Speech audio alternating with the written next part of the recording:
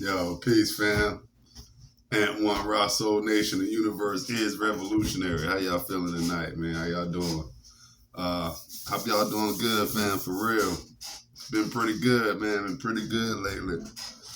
Been working good, working out, getting stronger, body getting tighter, muscles getting stronger and all that good stuff. So, yeah, man. It's been nice. But what I come to holler at the people about today is basically uh, just clarifying some things, like um, when it comes to hip hop and rap, right? It's now the big, hip hop anniversary, 50 years, baby. I'm 47. I've been here for 47 years, so I've witnessed hip hop since I was a youth. Um, First got involved with hip hop culture breaking.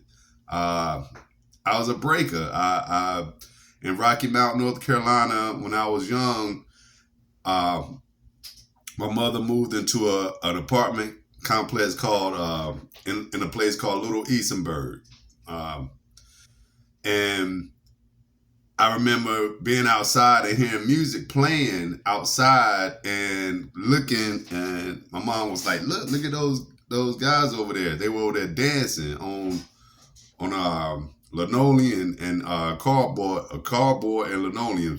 Different times I was seeing them out there, and I saw them out there spinning and dancing, popping, and I didn't really know, what it was at the time. I just knew it was. I liked it, right? So I went over there, and we stood over there and watched and just started copying what we were doing, what they were doing. I just started copying them, and before I knew it, I was a breaker. I was doing the dances, spinning on my head, my knees, my back, pop locking, up rock, all that good stuff. So, um, I enjoyed it. They had competitions. I was supposed to get involved, but I didn't. I never was involved with the competitions as far as the ones they were doing in the city at the time. But around the neighborhoods, we were getting busy, man.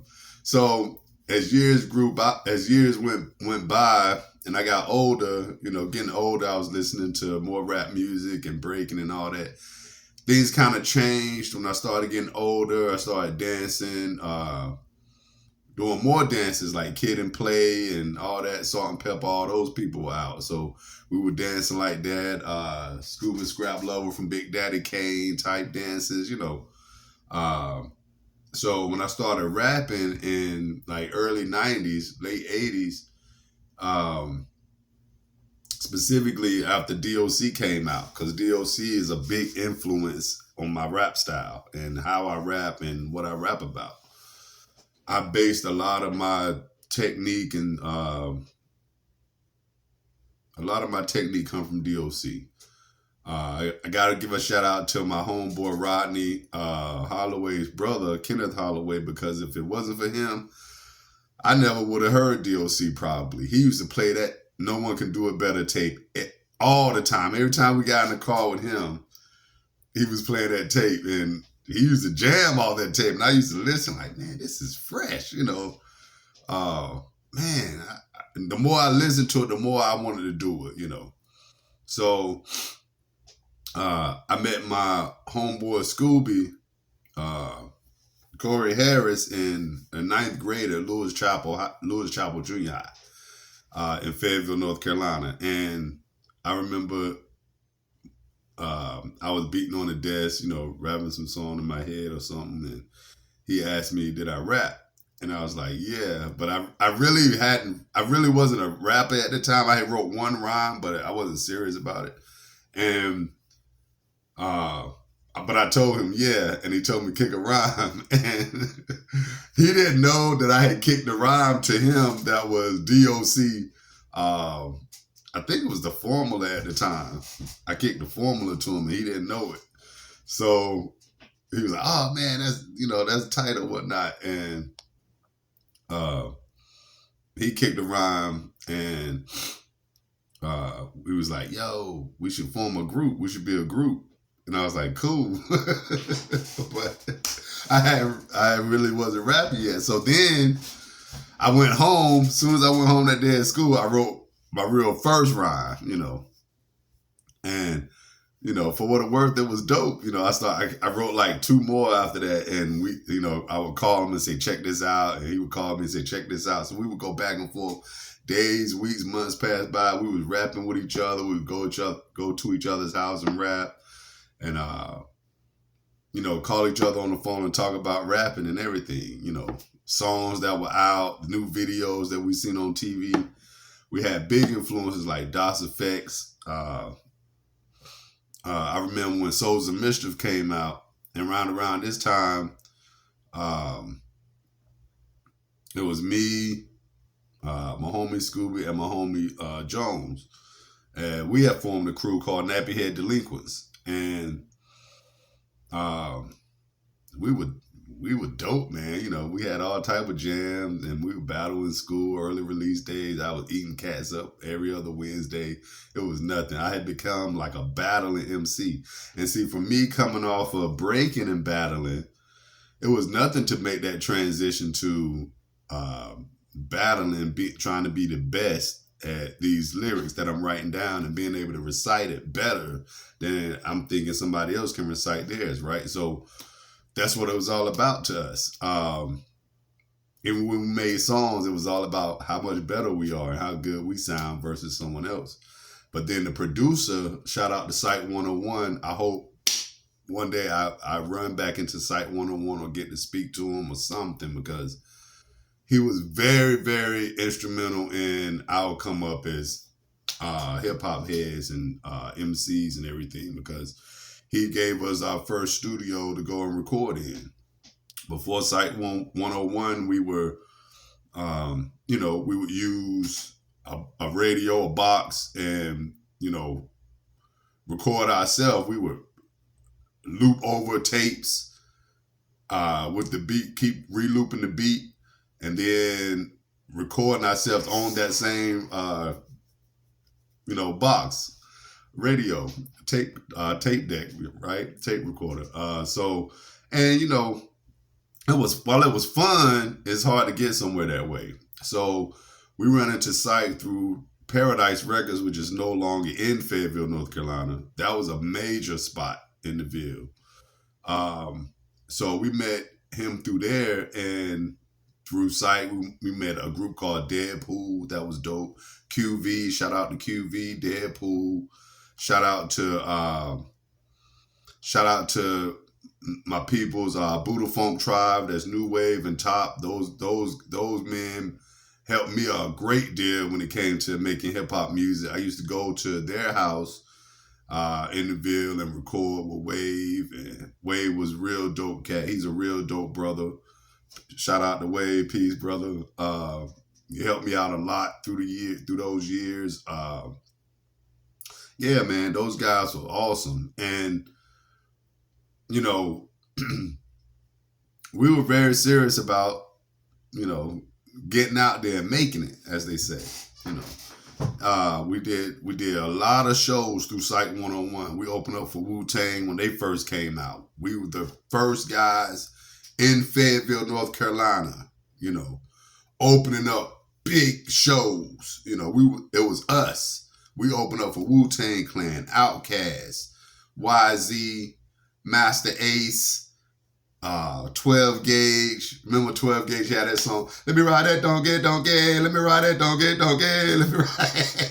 We opened up for him.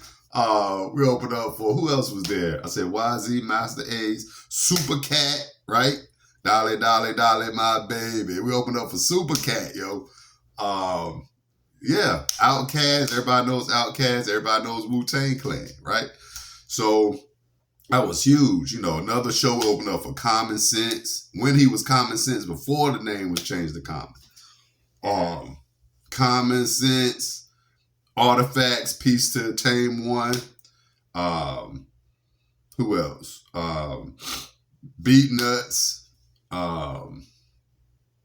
And we had an extension of our crew, which we call Ivy League. That included another group called Infinite Potential, and my baby brother's group, Peace to my baby brother Cordell and A Flex. He's still here. Their group, Verbal Linguistics.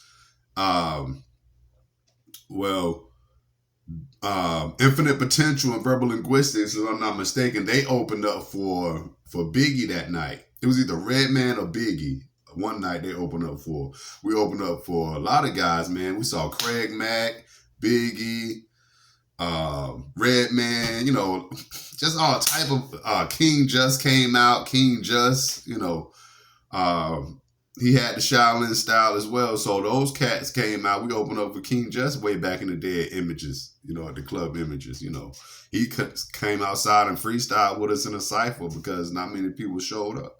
But we still performed, and he performed with us on the ground, you know. So, I mean, that was close and personal, dope respect. So, you know, I'm saying all this to say there's a lot that comes with being a real hip-hop head where you have to live through it. Whereas of today, and for some years now, for at least, 10, 15 years or so, people haven't been really living that hip-hop culture where, you know, you get certain elements. And within the crew, you have certain people that do different things. You have producers, you have DJs, you have graffiti artists, you have MCs, you have people who study, you know, all the time, life and knowledge. So, yeah, so, you know, we had all of that. I'm not saying, and what I'm saying is people today, when it comes to hip hop culture, will always be, but what happens is you have a mainstream and a rap industry, a music industry that produces rap music. It's not about the culture. It's just about rap music, and they make rap music. So it's music with rapping on it, and they push it as hip hop, right? And so people who come up, especially if you're just born in like the late 90s or 2000, you have no idea like really what hip hop really is. You didn't live it. And it's not your fault you didn't live it. You just didn't live it. You was born late. So, and you born in your time. So I say you born late. Well, in comparison to the, you know, when we were born, you were born late. But you were born in your time, and those people, they didn't experience it. Unless they had an uncle or their fathers or somebody, or cousins or somebody taught them, or they heard music, or they saw graffiti coming up or breaking, whatever, from their uncles or father that taught them or showed them, Breaking or Beat Street or Crush Groove or something like that movies. But most of these guys came up off 8 Mile, you know, Eminem 8 Mile, which is a dope movie, don't get me wrong, but it doesn't showcase hip hop culture. You know, it showcases rap, Eminem rapping and battling. You know, which rap is a part of it, and battling is definitely a part of it, but it doesn't showcase, you know, its totality. And so, you know, a lot of people come up handicapped in the sense of they really don't know the culture like that. So they believe they do. But when they're talking to somebody like me or some of my close friends, it's different. It's different. It's like the situation with Eminem and Melly Mel. And people are clowning Melly Mel, and Melly Mel is a pioneer. He demands the utmost respect. How can somebody be on a hip hop page? Check this out. I've seen people on a hip hop page on Facebook, and people were talking about Melly Mel, and there are people in the comment section who are asking, "Who is Melly Mel?" They're saying, "I've never heard of him before." So you're in the 80s and 90s golden era of hip hop page. That's the page it was on, and you're asking, "Who is Melly Mel?"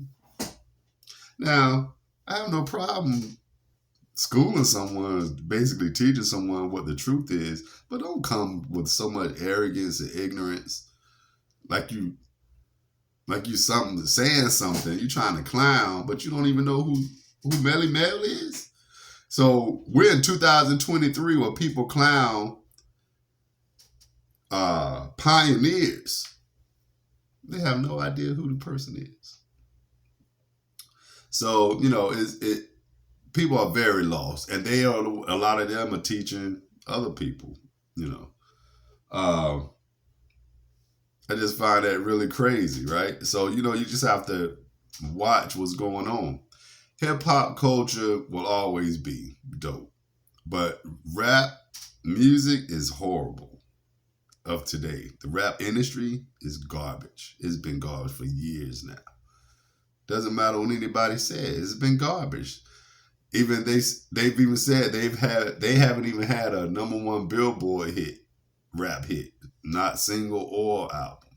And then you have people say, "Well, the real don't be on the charts," and I'm like, "Well, one dopeness if it's pushed on from a major label, you know, it's gonna be there.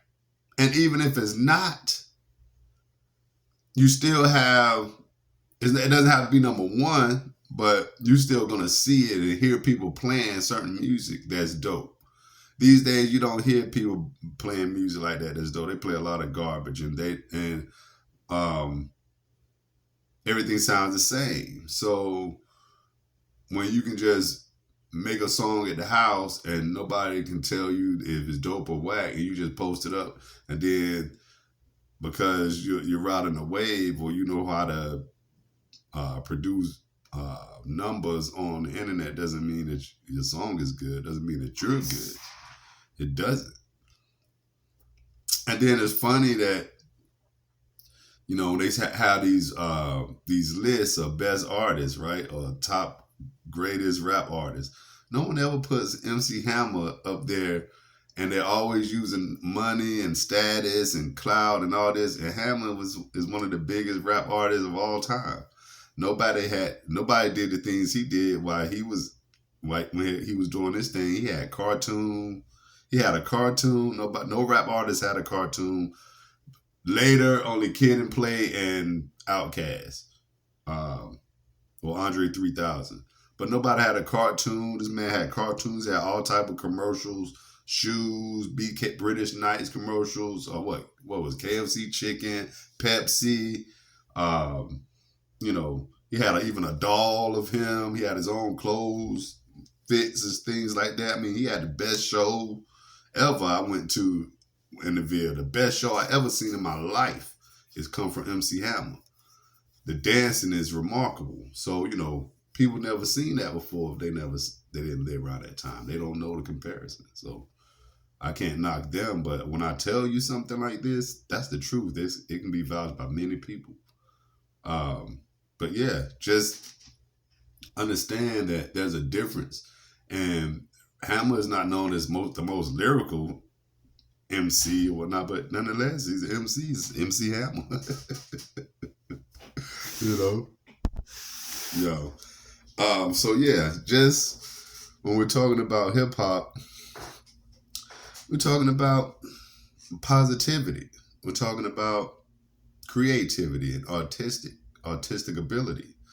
We're not just talking about but we're not just talking about street stuff and you're only a good MC or a good rapper if you rapping about the street or selling drugs or murder or something or all type of low life activity and self-destructive activity. Now, telling stories about your life or other people's lives, that's not the problem. That's not the issue. The issue is promoting and glorifying self-destruction as if that's the only thing that should be listened to, which is ridiculous. Why would you glorify the worst of your life? It makes no sense. You shouldn't be doing that, especially in music and to children who gets the wrong idea. You can't change their mind once you show them that you're glorifying the worst. Okay, so you know, yeah, but that's what real hip hop is about. Like I was saying about Hammer, Hammer was not looked at as the best MC, best lyrical cat, but it was the music itself that he brought. It was the energy and the positivity that made him so supreme. High level, high octane level, of energy, man. If you seen Hammer perform live, you know what I'm talking about. So And he made a lot of money, made a lot of people a lot of money. Put it in the case. Put my disc of the game in the case. What's it? It's on the speaker.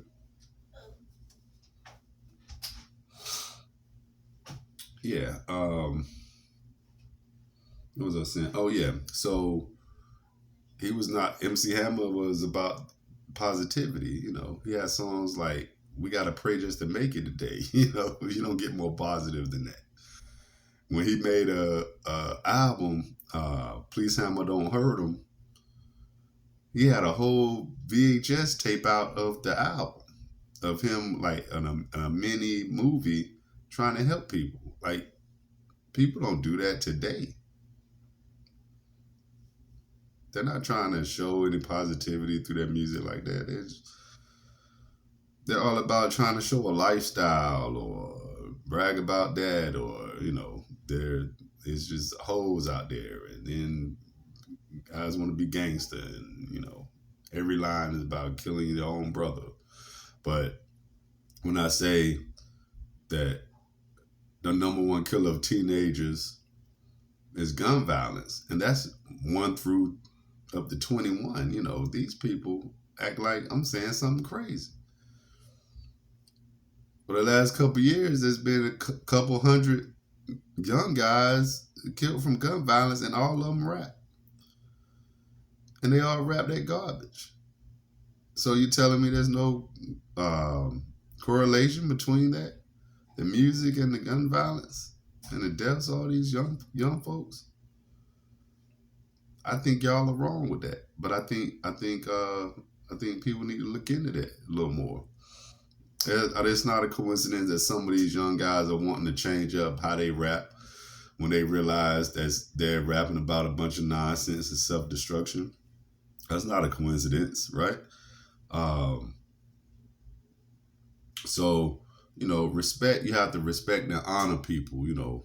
Back to the Eminem and Melly Mel issue, you have to respect and honor elders and pioneers. Because if Eminem, who is a white boy, can disrespect a black man that's the pioneer of the culture that he's benefited from, that's absurd. There is no Eminem without a Melly Mel. There is no Eminem without a Melly Mel. So you cannot disrespect Melly Mel. Nobody. But people do. So you wind up in positions where you lose out. You lose out because these you're letting the people that's not even originators persuade people on how the culture should move. Eminem can't be nowhere near the best or greatest in hip hop culture because he doesn't even have beats by the best producers. You don't hear Eminem rapping on DJ Premier. You don't hear Eminem rapping on um, Pete Rock. He didn't have a Dre Dilla beat, Peace the Dilla. You know, so the number one producers from our generation, he's not even. He don't even have beats by. So how can people give him like this huge credit? Like they said, he gave up props to people like Tretch and stuff like that, and he's never had Tretch on any song on his albums. You know, I don't fall for this crap. You know what I'm saying? Like Eminem was, I mean, he was cool or whatnot, but it's not an influence for me. I know a lot of cats was influenced by him, but I was never influenced by him rapping. You know, but I mean, he's cool or whatnot. He's got dope wordplay. But as far as like this super MC that's really dope, that can hit targets, nah, man, I ain't falling for that. I'm not falling for that because it gets real corny too, you know. So, but yeah, I'm not gonna dwell on that. I'm basically talking about hip hop culture and how important it is for people to hold true to the positivity and the hope that hip hop gives for people to have a better life and for the unity that it brings to people. And that's all people. It brings unity because in hip hop music we use a lot of samples, and that's from the old to the new. No matter what music it is, it can be sampled. Doesn't matter what genre it is. So we can we can blend things together and bring people together through it. But when it's divisive, especially the people that uh, when you're talking about the people that it came out of, which are Black Americans, then for it to be divisive is a tragedy. Uh, so you know, I say all of that to say I'm a hip hop head, and I came up like we say from the true school. You know what I'm saying? Like I came up actually having to get in ciphers and prove myself. You know, and so there's no one that I came up with that can say I'm not a dope MC, right? So I've practiced and studied for years. I listened to a lot of artists' interviews through the years, so I know like firsthand stories from them about what they've been through, whether it's mainstream artists or underground or both or whatever. Local, it doesn't matter. An artist is an artist. Doesn't matter where you're from or how large or small you are. You're good. You're good. Um, yeah, you have to be original. You know, one of the main things is we always had to be original and true to ourselves. Whereas these days, a lot of people are copycats. So if you're a copycat and you're not original, you get no credit for being. You don't get credit for being dope. You don't get respect. You're whack. Anybody that's a copycat is whack. Anybody that's not original is whack. You see? Go home and practice. Do something different. But don't be out here copying what the last 100 guys and then be thinking you sound good. That doesn't make sense. If you're a painter, right, or a sculptor, you don't copy 100 other painters and sculptors. You come up with your own thing, right? If you're a sketch artist, you're sketching your own thing. You got your own twist to it. You don't copy everybody else. You're not gonna get respect for from that community. So why should we give you respect in our community when you rapping like everybody else that's supposed to be good and they're not even good? So make up your mind what you're gonna be. If you're hip hop, then rap music. Do rap music if you're in the hip hop culture. You're rapping. You're not singing, fake singing, and then trying to rap and fake singing, putting auto tune on your voice. T Pain ain't been around. T Pain came out in the early 2000s. Y'all still auto tuning. Roddy Troutman and Zap came out way back in them days, 70s, 80s. Y'all still out here using auto tune. So that's useless. You can do it, but don't do it on every song. That's crazy. Boogie Monsters did it in the early 90s, and people said that they didn't even like the Boogie Monsters. They was one of the first ones that came back after Roger Troutman and Zapp using effects on their voices and rapping. But these cats don't know nothing about the Boogie Monsters. But anyways, that's recognized thresholds of negative stress. I know y'all don't know about that, and beginning and the end. I know. Living in these last days and times, check yourself and what you feed your mind. Now, I know you can be blind living in the future. That's Boogie Monsters. I know they don't know about that. But that was in the mid '90s. I don't know about Boogie Monsters. But yeah, that's originality. That's I say that to say that's about originality and authenticity. But basically, hip hop is about positivity, originality, and hope, man. Faith. It can be like a religion about faith and hope. That's it. I mean, religion itself is about faith and hope. It's not about really anything else. The stories are just about trying to give people faith. You're not supposed to believe all the stories to be so true anyway. It's supposed to just be grounded in faith, right? And that's simple because you have belief and faith. Like faith is a belief in something that's gonna happen, like something good to happen. And so you have doubt, which is really a belief that something's not gonna happen, that something bad can happen in a way. So Your belief is belief. You have that. Faith is good. You know, uh, I don't have a problem with that. So I have faith that things will be good with people, but I know not overall. Like there's always individuals that are better than other individuals and all that type of stuff. So just that's really it. That's really all. I just want to talk about hip hop culture and my stance and where I sit in hip hop culture and how I see rap music today. I know it's garbage. I know everything's been planned. I know the mob has run the music industry itself for years, at least since the 60s. So I know that a lot of the artists that are big today are promoted by the mob so they can make money. It's not about the positivity because there's nothing positive in rap music today. Nothing. Nothing. So, you know, that's just really it. Stay true. Peace, y'all.